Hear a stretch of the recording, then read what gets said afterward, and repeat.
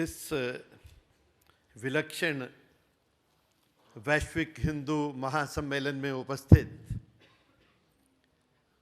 सब महाभाग सहभागियों, आप सबका नमन, आप सबका अभिनंदन। ये बिल्कुल विलक्षण घटना हो रही है। If we needed proof to know that Hindus have arrived, this Congress is the proof that we have arrived and will not be taken lightly again. I have been asked to speak on the Hindu response to the issue of conversion by alien religions. We happen to live in a world which is claimed almost in its entirety by two powerful proselytizing religions. These two great religions, Islam and Christianity, at the level of philosophy and the level of psychology, must be having something important in their theology, as Param Pavan Dalai Lama suggested at the beginning of this conference. But at the level of history, the only thing that has mattered to the world, only aspect of their theology which has mattered to the world, is their insistence, their assertion to the right of converting others. These are two religions where the practice of religion essentially involves converting others, harvesting of souls, making others bow before your gods, despoiling others' gods, ensuring that your neighbor is forced to change, convert to your way. This has been the way of these two religions, and this is not aberration. This is essential to being a Muslim, being a Christian. That you can practice and not propagate, that doesn't make you a good Christian. That doesn't make you a good Muslim. And this insistence is so strong that our constitution, while we were writing it, we were forced to grant the right of not only practicing religions, different religions, but also the freedom to propagate different religions. This is one of the extraordinary constitutions of the world, which grants such a right as a fundamental right. And both Christianity and Islam have been extremely successful in their mission of converting the world. In the regular session, I gave a lot of data. I'll not repeat it, but according to the international Christian sources, 55% of humanity today is either Christian or Muslim. And these are two religions which were not there some times ago. So everybody who's there, either Christian or Muslim, is a converted Christian or a Muslim.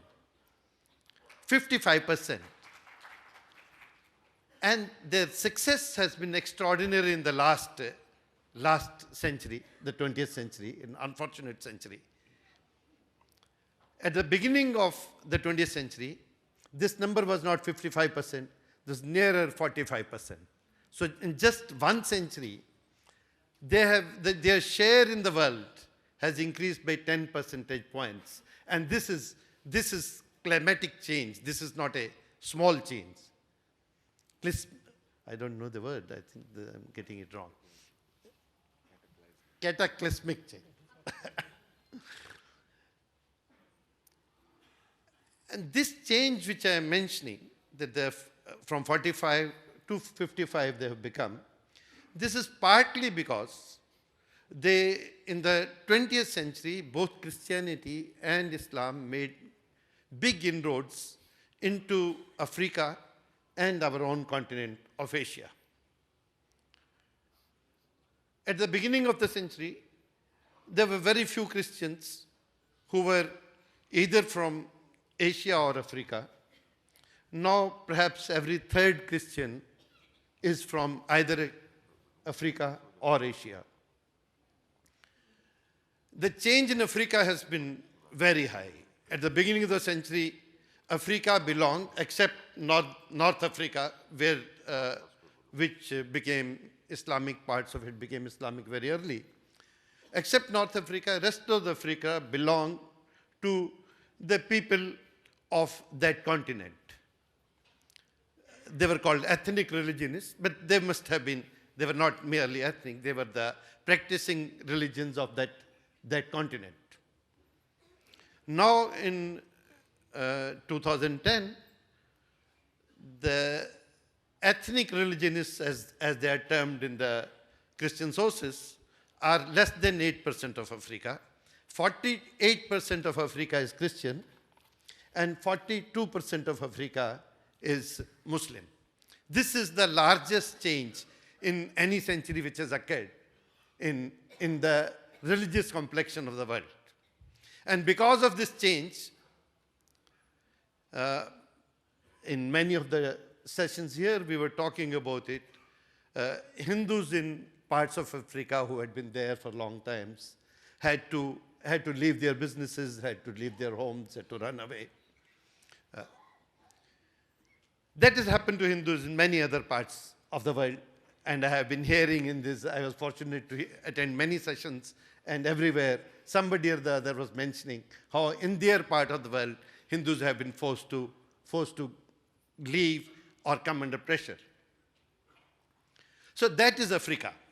The other major part of the world which has come greatly under the impact of Christianity and Islam in the 20th century is our own continent of Asia. Let's forget about West Asia and Central Asia, which became Islamic quite early and perhaps Christian quite early. But take Southeast Asia. Southeast Asia was maybe only about some Islam somewhere, some Christianity. Today I think something like 30% of Southeast Asia is Christian, and about 40–50% is Islamic. And there are very few of the native religionists, and this is another area where Hindus went in great numbers. Hindu culture went in great strength, and that has been largely excluded. Take Indonesia, which was only 40% Islamic at the beginning of the century, of the 20th century.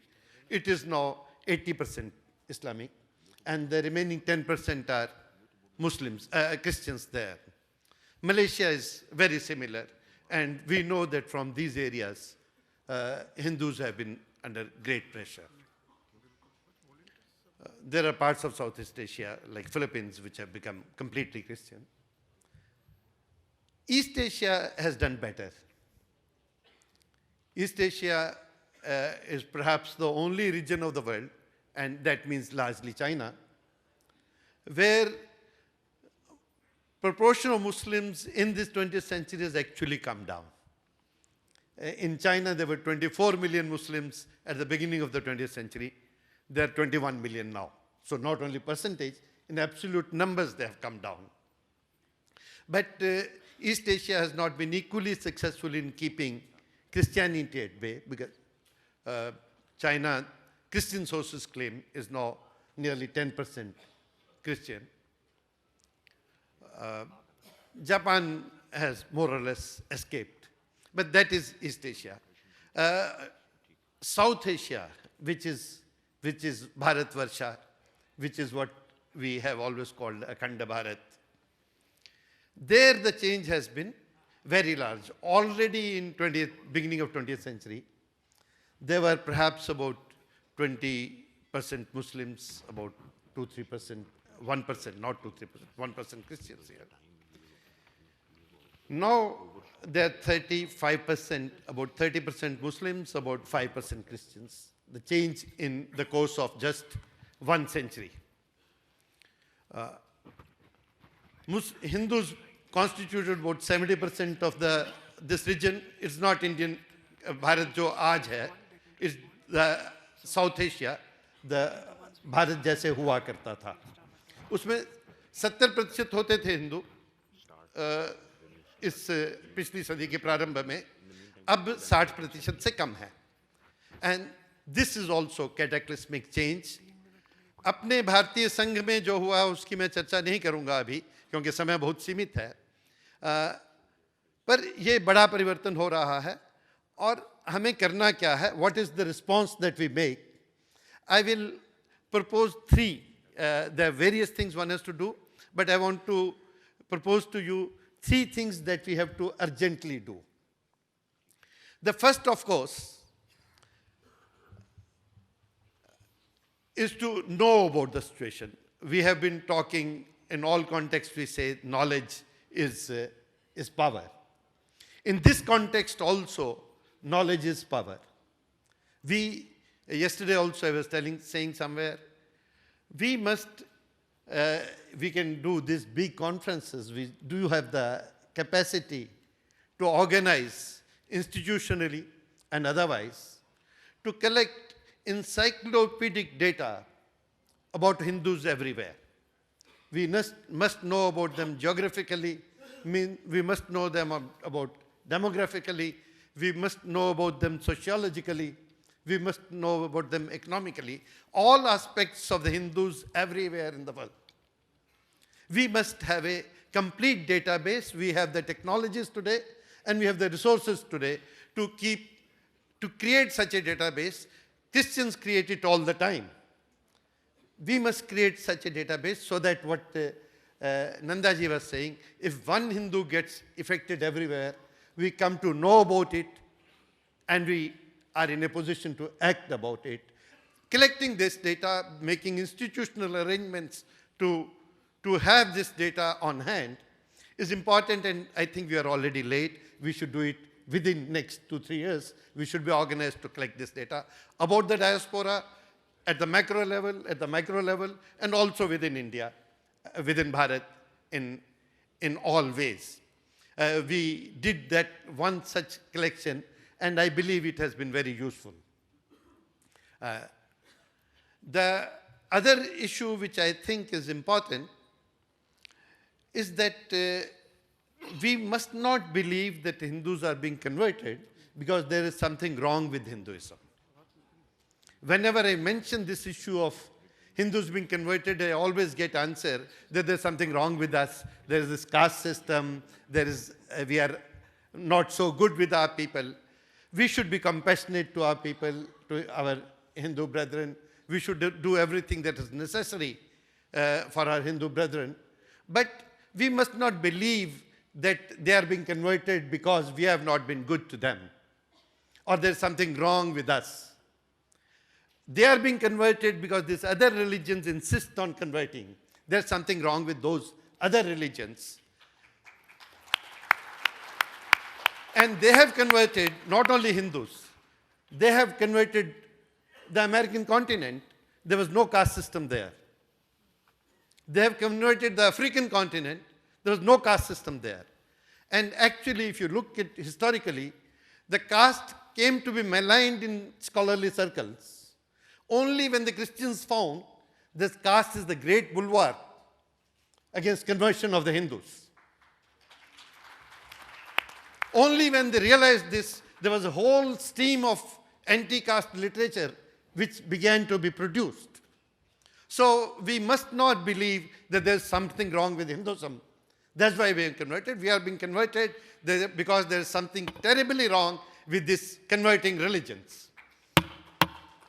Third thing, all this conversion of Islam and Christianity is happening, I'll take only 30 seconds, is happening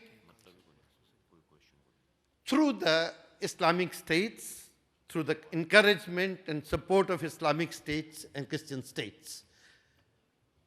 Islam and Christianity have always operated as extensions of their states. And to counter them, a state is required.